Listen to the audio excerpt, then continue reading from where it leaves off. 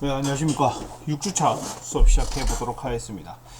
오늘은 수업이 조금 짧을 수도 있겠네요. 아마 짧을 수도 있을 것 같긴 한데, 오늘은 컴퓨팅 사고력과 문제 해결 관련된 내용 중에, 컴퓨팅 사고력과 문제 해결에 대한 내용을 수업해 보도록 하겠습니다. 파워포인트 자체가 내용이 별로 없어요. 내용이 별로 없다 보니까, 뭐 그렇게 길게 수업을 할 것 같진 않네요. 자, 어쨌든 수업 시작해 보도록 하겠습니다. 자, 컴퓨팅 사고력이란 무엇이냐라는 것부터 우선 살펴보면 좋겠죠.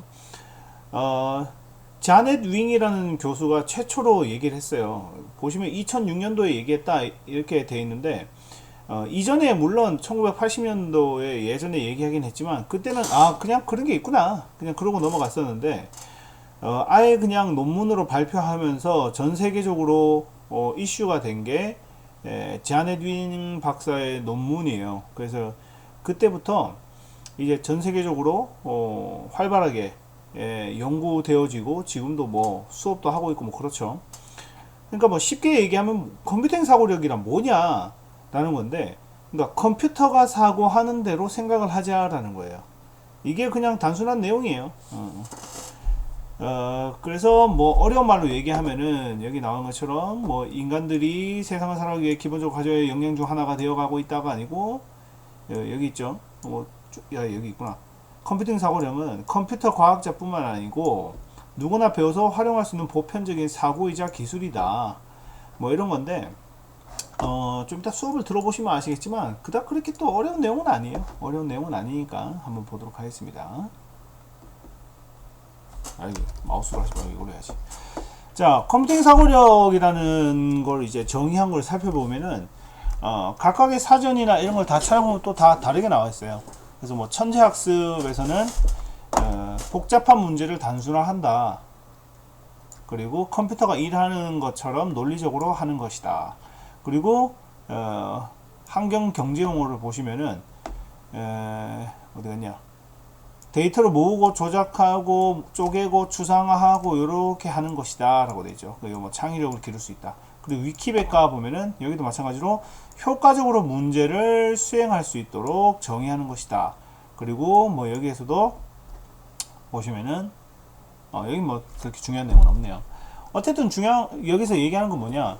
복잡한 문제를 단순화시키죠. 구조화, 추상화, 단순화시키고 효과적으로 문제를 수행하는 게 가장 큰 목적이다라는 겁니다. 그래서 이제 정의를 살펴보게 되면은,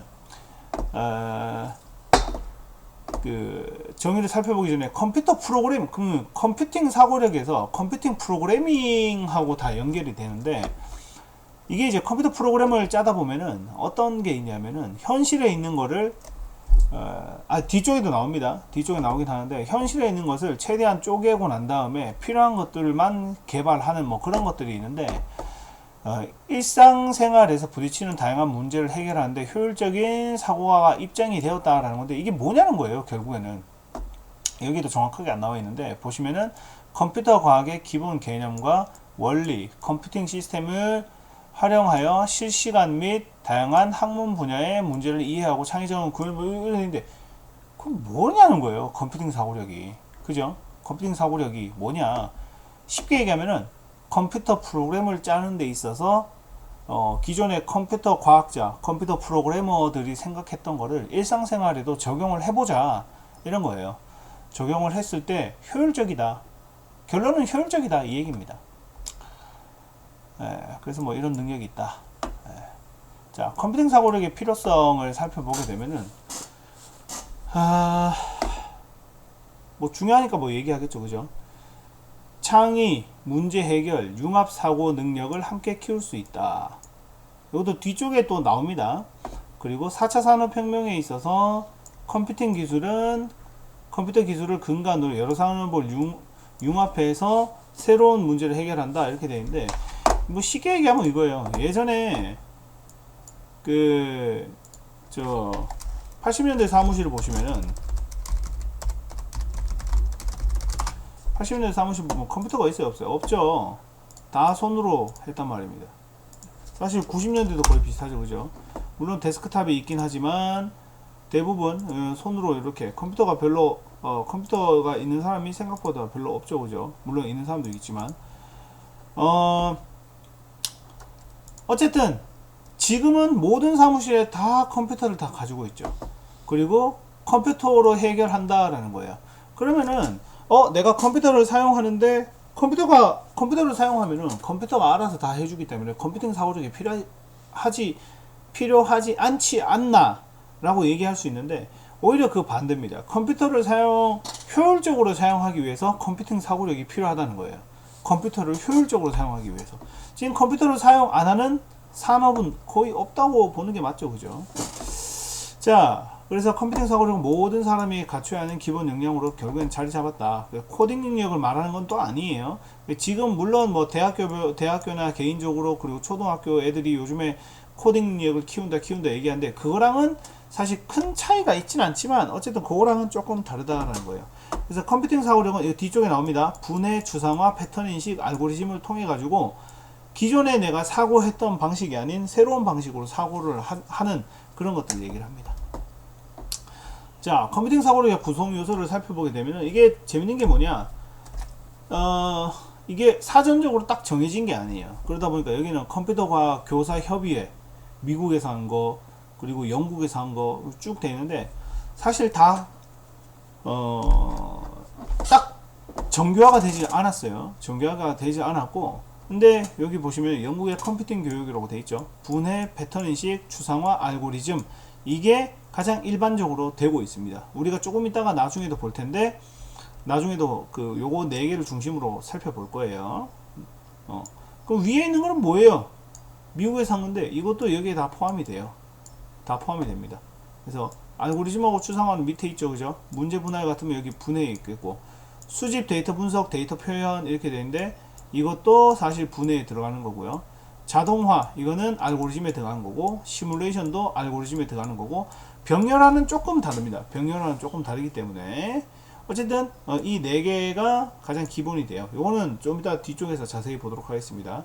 그리고 자넷 윙 박사, 어떤 곳은 뭐 지넷 윙이라고 얘기를 하는데, 어쨌든 이 자넷 윙 박사가 논문에서 쓴 걸 보게 되면은 개념적으로 생각하는 거예요. 프로그램을 짜는 그게 아니고 개념적으로 생각하는 거다. 이 개념이 사실 무슨 말인지 잘 모르겠시겠죠, 그죠? 뒤쪽에 나오니까 뒤쪽에도 좀 자세히 보겠습니다. 단순 반복이 아니고 사람이, 이거 필요 없는 얘기고, 자, 컴퓨터가 아닌 인간이 사고하는 방식이다. 컴퓨팅 사고력이 컴퓨터가 하는 사고가 아니고 컴퓨터가 하는 사고를 사람이 배워서 사람이 사고하는 방식으로 발전시키자, 이런 거예요. 그리고 수학적인 사고와 공학적인 사고를 보완하고 결합하는 거다라는 건데, 이게 뭐냐, 예를 들면 이거예요. 자, 예전에 여러분들 창의력을 키우기 위한 수업이 있어요. 뭐예요? 수학이죠, 수학. 왜죠? 공식을 배우면 그 공식에 수를 대입해서 근이 아니고 뭐 쉽게 답을 구하는 거죠. 행위. 그리고 공식을 응용해서 다양한 문제를 해결하려고 하죠, 그죠? 그런데 이제 수학이 어떻게 됐냐? 수학은 사실 이제 거의 암기가 됐죠. 이런 데서도 찾아보면은 사실은 수학도 암기라고 바뀌었죠. 수리남이 얼마나 인기가 있으면. 수학은 이해하는 거 아니고 적혀있네요, 그죠? 암기예요, 암기. 완전 바뀌었어요. 수학은 완전 암기로 완전 싹 바뀌어 버렸죠, 그죠?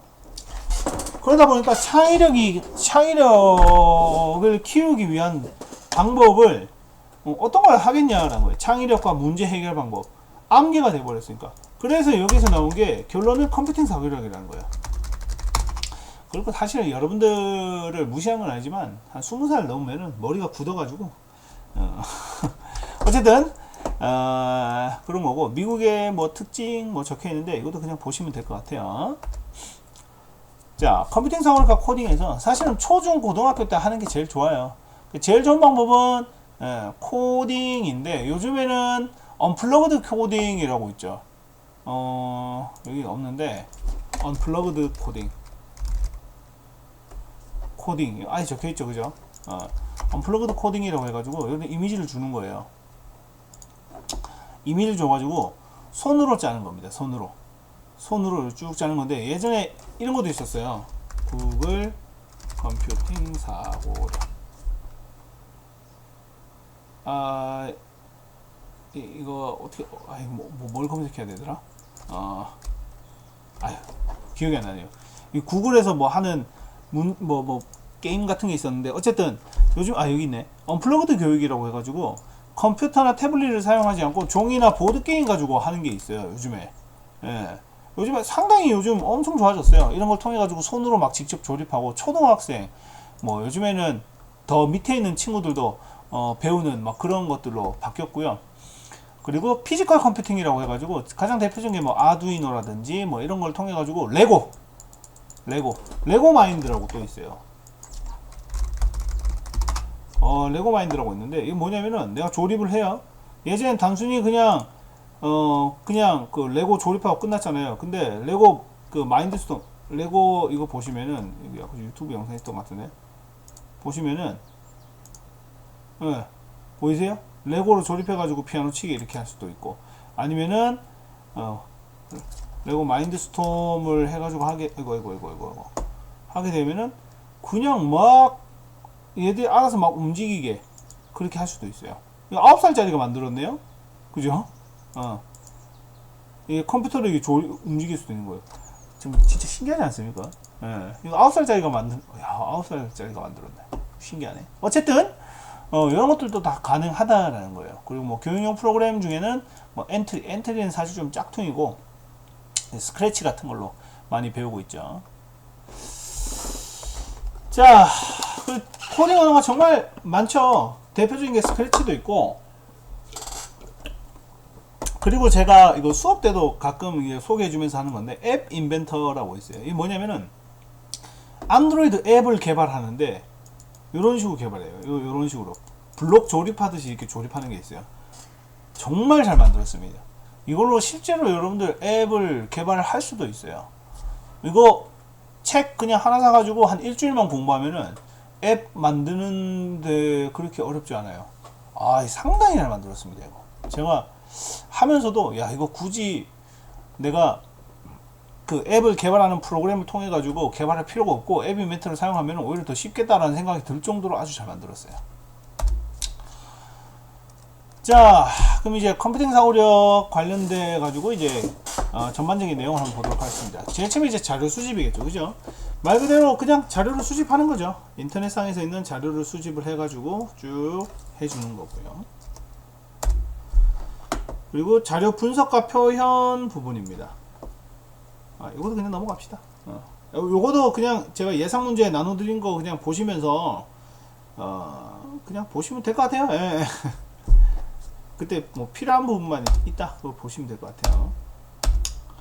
이런 식으로 다양한 방식의 자료를 표현할 수 있다. 이게 쉽게 얘기하면 뭐냐면은 표로 그냥 단순하게 그냥 데이터 수집을 해서 표로만 나타내잖아요. 그러면 읽기가 어렵죠. 읽기가 어려운 건데 이걸 어떻게 하는 거예요? 이렇게 그림으로 나타내는 거죠. 이거 박스 플롯인데 박스 플롯으로 나타내거나, 아니면은 여기 계층도로 한다거나, 트리 구조로 나타낸다거나, 이런 식으로 하는 거죠. 이것도 트리 구조죠. 이건 트리 구조 나타내는 거. 이건 그래프, 그리고 요즘에 뭐 새로 나온 다이어그램이긴 하죠. 이런 것들도 있고, 이거 연결 그래프, 이런 것들도 있고, 요즘에 이거 엄청 뜨고 있죠, 그죠? 자, 이제부터 여기까지, 요거는 사실 뭐 그닥 그렇게 중요한 내용은 아니고, 여기가 아주 중요합니다. 컴퓨팅 사고력에서 문제 분해, 패턴 인식, 추상화, 알고리즘 자동화, 이거 내용인데, 아까 제가 영국에서 한 거라고 얘기했죠, 그죠? 요게 가장 핵심적인 내용이라고 보시면 됩니다. 자, 우선 문제 분해부터 보도록 할게요. 자, 문제를 작은 부분으로 나누고, 그리고 나눠진 부분을 다시 해결 가능한 부분으로 잘게 나누는 과정이다. 그래서 하나의 복잡한 문제를 잘게 쪼개 가지고 문제 해결을 이해한다 라는 건데, 뭐 간단하게 생각하면 뭐냐, 여기도 지금 여기도 적혀 있는데, 주어진 큰 문제가 있으면은 큰 문제를 각각 하나씩 나눠요. 크게 나누고 난 다음에 거기서 다시 작게 나눠서 얘부터 해결하는 거예요. 만약에 이 부분 문제 1-1은 1-1-1, 1-1-2가 두 개가 해결이 됐다. 그럼 얘가 전체적으로 해결되는 거겠죠. 마찬가지로 부문지 여기 다 해결이 되면은 전체적인 주어진 문제가 해결이 되겠죠. 여기 이렇게 있죠. 큰 문제를 해결하기 위해서는 상당히 어렵고 부담스럽죠. 하지만 작은 문제를 하나씩 해결하면은 오히려 더 쉽죠. 이게 여행 계획이 사실상 제일 대표적이죠. 내가 여행을 간다. 그러면 첫째 날 뭐하고, 둘째 날 뭐하고, 셋째 날 뭐하고, 이런 식으로 안 짜죠. 어떻게 짭니까? 내가 우선 일정을 생각해봐요. 일정을 생각해서 일본에 뭐 이번에 비자가 풀렸네. 한 3박 4일로 갔다 와야겠다. 3박 4일 일정을 잡고 그리고 교통은 당연히 비행기로 가는데 첫째 날 10시 비행기가 있네. 오전 10시. 그리고 돌아오는 비행기는 오후 1시에 있네. 그럼 그거를 끊어야 되겠다. 그리고 공항까지 가는 거는 고속철도를 타고 가고 올 때도 고속철도, 그리고 돌아다닐 때는 뭐 렌트를 한다든가 뭐 그런 식으로 해야겠다. 자, 숙박은 뭐 하루 이틀 하고 하루 이렇게 있으면은 이때는 그냥 대충 에어비앤비로 좀 싼데 하고 마지막 날은 그래도 좀 좋은데 자보자 이렇게 되는 거. 뭐 식사는 식사는 어떻게 해요? 이렇게 음식 종류를 먼저 적어 놓죠. 음식 종류하고 식당을 먼저 찾아요. 이거 제가 여행을 많이 다녀서 제 짜는 방법 알려드린 거예요. 식당을 먼저 찾는 게 아니고 음식 종류를 먼저 찾아요. 음식 종류를 뭐 먹을지, 오사카에서 유명한 음식이 뭐냐 쭉 찾아요. 그러고 난 다음에 여기에서 가장 대표적인 식당을 찾아요. 식당 한 목록을 2개 정도 해주는 게 좋습니다. 2개씩 이렇게 해줘요. 대표적인 거. 그리고 난 다음에 볼거리를 찾아요. 내가 뭘 할지 이렇게. 그리고 첫째 날 내가 이걸 봐야겠다 라고 하면은 여기하고 가장 가까운 식당을 찾는 거예요. 이 식당하고 이 식당이 가깝네? 그러면 첫날은 요거 먹고 요거 먹는 거예요. 그러면은 이동 시간이 최소화가 되겠죠. 그죠? 이런 식으로 여행을 짜죠. 그리고 요즘에는 저런 것도 있더라고요. 뭐 여러분들한테 뭐 하라는 건 아니고 여행 동아리인데 카뱅 대출 받아가지고 여기 있네. 카카오뱅크 대출 받아가지고 여행 가는, 이건 코로나 전이네. 예. 이거 뭐 문제 뭐이가는데 여기 보시면 다 꼰대 같은 얘기죠. 이게 다 꼰대 같은 얘기인데 뭔 소리냐면은 카카오뱅크에서 돈을 빌려요. 카카오뱅크에서 대출을 하고 난 다음에 긴급 대출을 해가지고 대출을 하죠. 근데 지금은 금리가 또 너무 비싸져가지고 좀 그렇긴 한데 받은 다음에 그걸로 여행을 가요. 여행을 먼저 가. 그러고 난 다음에 학기 중에 그걸 계속 갚는 거예요. 알바를 뭐 단기 알바나 이렇게 하면서 갚아요. 그러고 난 다음에 다시 여행 가고 빌려서 여행 가고. 신용도는 그렇게 하면 좀 올라가긴 하는데 어쨌든 그런 식으로 하는 동아리도 있더라고요. 카뱅에서 돈 빌려서 가는 동아리 이런 것들도 있는데 지금 이제 코로나가 거의 뭐 풀린 거나 다름없으니까 여러분들은 한번 친구들하고 한번 이렇게 해보시면 좀 괜찮긴 하겠죠. 그죠? 네. 자, 그리고 어디 갔냐, 마우스 포인트. 분할과 정복입니다. 그럼 여기서 이제 작게 쪼갈라야 되겠죠. 그죠? 그거 이제 분할이라고 얘기를 하고 거기서 이제 하는 건데 하나의 문제를 하나의 문제로 조금씩 나눠 가지고 문제 단위를 나누는 거예요. 예를 들면 이거죠. 교통 관련돼서 나오는데 교통에서 비행기 밥 나오면 비행기 밥 나올 수도 있겠구나. 근데 뭐 비행기 안에서 숙박 뭐 이렇게 좀 하면 좀 이상하잖아요. 그죠? 예, 정확하게 나누는 거죠. 그래서 분할해서 작게 나누고 그 다음에 하나 이제 문제 해결이 됐다. 문제 해결됐으면 통합하고 이렇게 하는 건데 가장 대표적인 게 이진틀이에요. 뭐냐면은 이렇게 쭉 돼 있죠. 이렇게 문제가 이렇게 있으면은 딱 내가 23을 타는다. 그럼 딱 절반을 딱 나눠요. 절반 나눠서 미치냐 위냐 알려줘요. 그럼 미치다. 그럼 밑에 숫자만 다시 또 중간값을 또 해요. 그 다음에 미치냐 위냐 해줘요. 만약에 20이다. 그럼 2번 만에 찾는 거고. 이렇게 해서 또 이렇게 찾는 건데 어쨌든 뭐 이진 검색도 있고 뭐 여러 가지가 있습니다. 여러 가지가 있는데 우리 책에서 지금 하나밖에 소개를 안 해놨죠. 자, 그 외에도 뭐 마인드맵 이거는 많이 해보셨죠. 그죠? 중간에 하나를 한 다음에 거기서 쭉쭉쭉 나가는 거, 쭉쭉쭉 나가가지고 점점점 벌리는 거, 이런 것들도 있죠. 그죠? 이거 이제 탑다운 방식이라고 뭐 얘기를 하는데 어쨌든 이런 것도 있고 가장 재밌는 게 사실은 패턴 인식하고 추상화죠. 그죠? 패턴 인식은 뭐냐? 일정한 경향이나 반복적인 규칙 뭐 이런 것들의 공통적인 특징을 찾는 거죠. 그래서 패턴 인식을 하게 되면은 복잡한 문제를 효율적으로 해결하는데 아주 큰 도움이 됩니다. 그래서 복잡한 문제를 아주 단순하게 처리할 수 있죠. 자, 그러면은 여기 그림이 있는데 이 패턴 인식에 관련되어 있는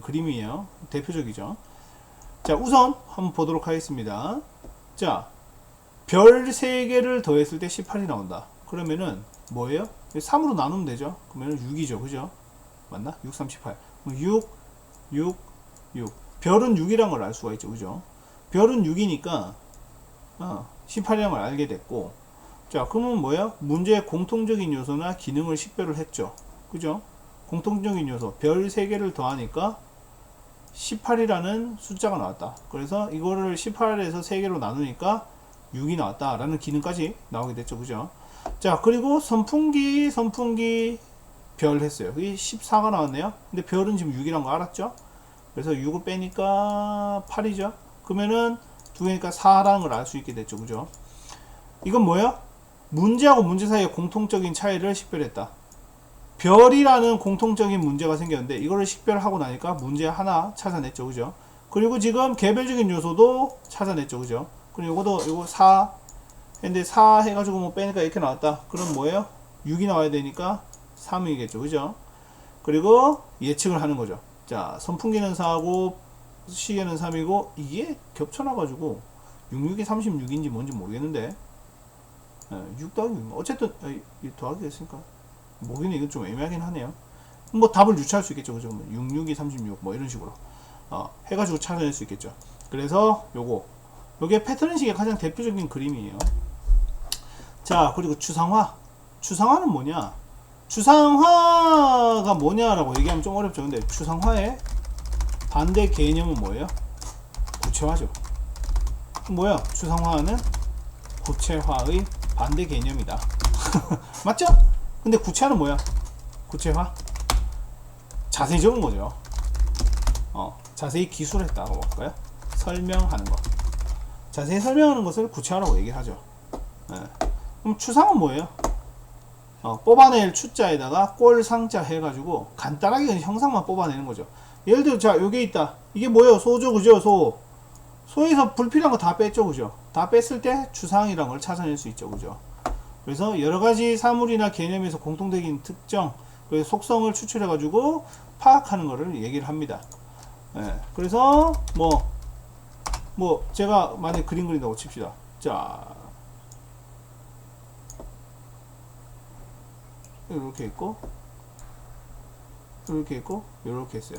이렇게만 그리면 뭐예요? 이렇게만 그렸는데도 코끼리란 걸 알 수 있죠, 그죠? 코끼리 상아가 너무 밑에 있네. 이렇게 하고 눈 그리면 코끼리죠, 그죠? 그래서 이렇게 하게 되면 코끼리란 걸 유추할 수 있죠. 마찬가지로 이 얼마나 추상적입니까, 그죠? 제가 만약에 이렇게 했다. 이렇게 해서 이거 뭐예요? 곰이라고 예측할 수 있겠죠, 그죠? 하지만 제가 여기서 이렇게 했다. 그러면 사자가 되죠, 그죠? 추상화라는 게 이런 거예요. 그러니까 특징을 무조건 해줘야 된다는 거예요.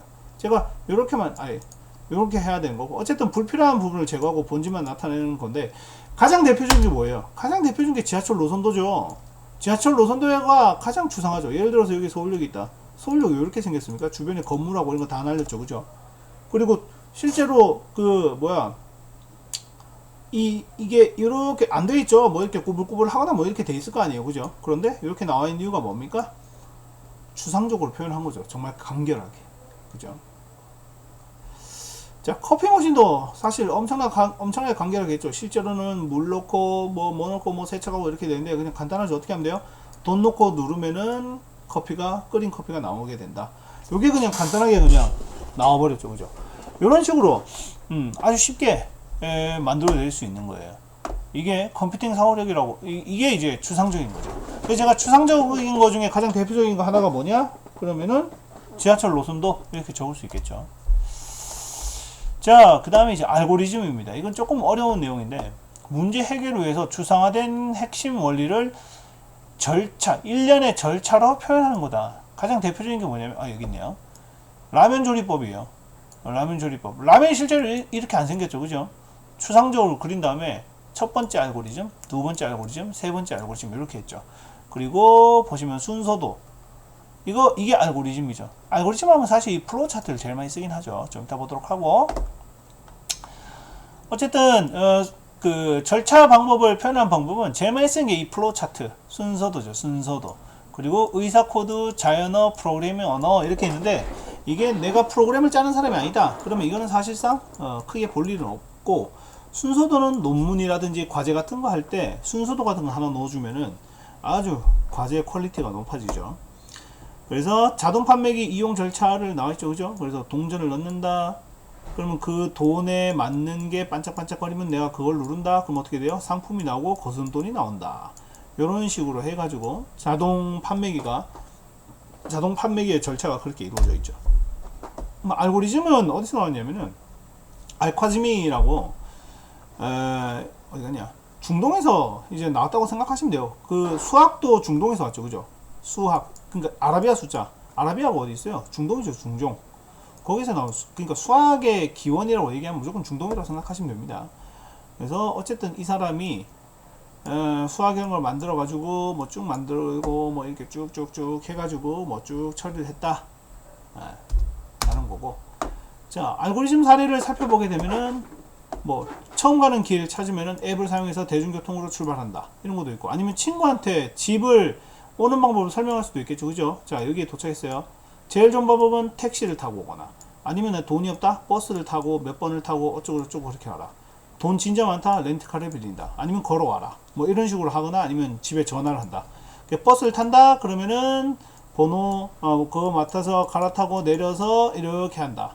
이런 식으로 해서 알고리즘을 쭉 짜주는 거죠. 그죠? 그러면 얘는 이 중에서 나한테 가장 적합한 걸 찾아가지고 집으로 찾아가면 되겠죠. 그죠? 그리고 라면 끓이는 거 아까 제가 말씀드렸는데, 라면 끓이는 거는 의사 코드라고 생각하시면 돼요. 이거는 이제 의사 코드, 여기 있네요. 의사 코드인데, 뭐냐면은, 간단하게 그냥 딱 보여준 거예요. 이 사람의 의사, 이 사람이 하려고 하는 거를 편하게 딱 보여주는 걸 얘기를 합니다. 그래서, 뭐, 슈도 코드라고 얘기하는데, 어쨌든 뭐 의사 코드다. 그래서 이렇게 간단하게 나오는 거죠. 이렇게 좀 자세하게 되어 있는데 요거를 더 간단하게 이렇게 나타낼 수 있겠죠. 그죠? 그래서 프로그램을 짜는 것도 이렇게 간결하게, 내가 사용하는 프로그램이 실제로 엄청 길겠지만 이렇게 짧게 표현할 수 있겠죠. 자, 순서도입니다. 순서도까지 얘기했죠. 흐름도라고도 얘기하고 플로우 차트라고 얘기하는데, 이렇게 정해진 도형을 통해 가지고 이 프로그램이 어떻게 굴러가는지에 대한 설명을 쭉 해주는 거죠. 그죠? 자, 그리고 이제 자동화입니다. 자동화는 프로그래밍 도구나 자동화 도구 모의 시험을 통해 가지고 결과를 자동으로 확인하는 거예요. 결과를 확인하는 건데, 이거는 뭐 간단하게 얘기하면은 여기 스크래치, 이거 만져보신 분인지 모르겠는데 스크래치를 통해서 하는 거라고 생각하시면 돼요. 이 알고리즘을 다 짰어요. 다 짜고 난 다음에 프로그래밍을 했어요. 그러고 난 다음에 결과를 그냥 쫙 보는 거예요. 예전에 C 언어나 C++ 이런 거는 결과를 바로바로 확인하기 어려웠어요. 버그가 있거나 문제가 있으면은 처리가 안 되거든요. 근데 얘 같으면은 스크래치나 엔트리나 블록리, 앱 인벤트 이런 거는 옆에 실시간으로 계속 보여요. 결과 보는데 오류가 생겼다 그러면 바로 수정 이렇게 하는 거예요. 그래서 내가 만약에 여러분들 중에 내가 컴과나 뭐 컴과 말고 내가 프로그램을 개발하고 싶은 사람이 있다, 프로그래머가 되고 싶다, 그러면 이 스크래치부터 공부하세요. 이거 한 일주일이면 다 하거든요. 초등학생도 하는 거라서. 일주일 정도 공부하고 난 다음에 C 언어 공부하잖아요. 월등히 쉬워집니다. 진짜 잘 만들었어요. 이거 스크래치는. 제가 몇 번을 생각해도 스크래치보다 잘 만든 건 없는 것 같아요. 자, 그리고 뭐 블록리라는 것도 있다. 뭐 블록리가 뭐 이렇게 돼 있는데, 보시면은 사용자가 드래그하고 블록리 뭐 해가지고 쭉 하는 건데, 지원하는 프로그램도 자바스크립트, 파이썬 뭐 여기 쭉 있는데, 파이썬도 원래는 막 손으로 직접 짜고 이렇게 했는데, 블록리가 나오면서 어떻게 됐어요? 여기 나와 있는 것처럼 이렇게 내가 블록을 이렇게 만들잖아요. 자동으로 다 짜줘요. 그러니까 상당히 진짜 그냥 엄청 좋아졌다고 생각하시면 됩니다. 프로그램 짜는 게 정말 쉬워졌어요. 이 블록 짜는 거 어떻게 공부하냐? 스크래치가 제일 처음에 만들었거든요. 그래서 스크래치를 먼저 공부하시면은 이거 하는 거 어렵지 않아요. 물론 뭐 영어로 돼 있어서 어렵지 않나요? 한글로 다 됩니다. 그래서 진짜 내가 프로그램 좀 공부하고 싶다 하신 분은 스크래치 먼저 공부하시고, 요걸로 이렇게 쫙 들어와서 따라와서 프로그램 짜보시면 될 것 같아요. 근데 사실 블록리를 통해서 프로그램을 짠다. 프로그램 실력은 많이 안 늘 거예요. 왜냐하면 이렇게 만들었을 때 자동으로 바꿔주는데 실력이 늘겠습니까? 그런데 어쨌든 이렇게 편하게 있으니까 세상 좋아졌잖아요. 그죠? 세상 좋아졌으면 좋은 대로 하면 되지 뭐. 어쨌든 오늘 컴퓨팅 프로그램에 관련된 내용을 전반적으로 살펴봤습니다. 그 예상 문제 올려놓은 거 확인하시고 문제 한번 풀어보시고 궁금한 점 있으시면은 저한테 질문하시면 뭐 제가 뭐 답은 안 알려드릴 거긴 한데 어쨌든 뭐 힌트를 드리든지 뭐 그렇게 하도록 하겠습니다. 이번 주 수고 많으셨고 다음 주에 또 뵙도록 하겠습니다. 수고 많으셨습니다.